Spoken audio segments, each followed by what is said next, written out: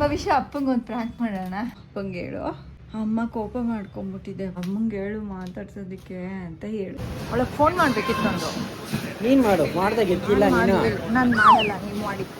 ಅವಳು ಕ್ಲೀನ್ ಮಾಡಿ ಇಟ್ಕೊಂಡಿದ್ದಾಳ ರೂಮ್. ಕೇಳಿ ಒಂದ್ಸರಿ ಕೇಳ್ರಿ, ಏನ್ರಿ ನೀವು ಒಂದ್ಸರಿನೂ ನೋಡಲ್ವಾ? ಕೇಳ್ಬಿಟ್ಟು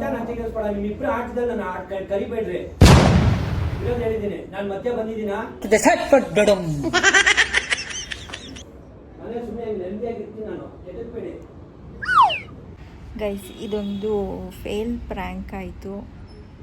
ಏನಕ್ಕೆ ಅಂದರೆ ಆ ಕಡೆ ನಮ್ಮ ಯಜಮಾನ್ರು ಏನು ಅಂದ್ಕೊಂಡಿದ್ವೋ ಅದು ಮಾಡ್ತಾಯಿಲ್ಲ. ಆ್ಯಂಡ್ ಭವಿಷ್ಯ ಕೂಡ ನಾನು ಹೇಳಿದ್ದು, ಅವಳೇನೋ ಮೋಮೋಸ್ ತೊಗೊಂಬ ಅಂತ ಹೇಳಿದ್ಲು, ಬೇಡವೇನೋ ಅವಳಿಗೆ ಅಂತ ಅಂದ್ಕೊಂಡು ತರಲಿಲ್ಲ. ಸೊ ಅವಳು ಆ ಕಡೆ ಕೋಪ ಮಾಡ್ಕೊಂಬಿಟ್ಲು, ಇಬ್ಬರು ಕೋಪ ಮಾಡ್ಕೊಬಿಟ್ರು ಗೈಸ್.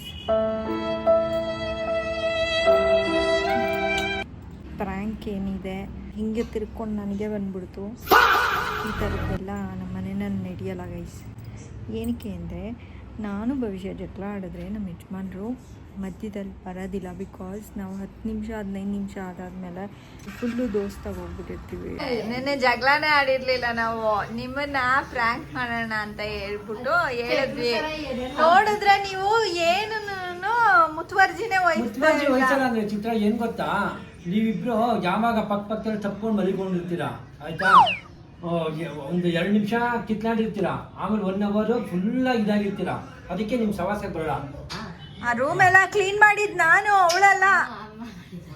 ಗೊತ್ತು, ನಾನು ಬಂದಾಗ ನಿಮ್ಮಮ್ಮ ಕ್ಲೀನ್ ಮಾಡೋದು ಕೈ ಹಾಕಿದ್ದು ಗೊತ್ತಿತ್ತು.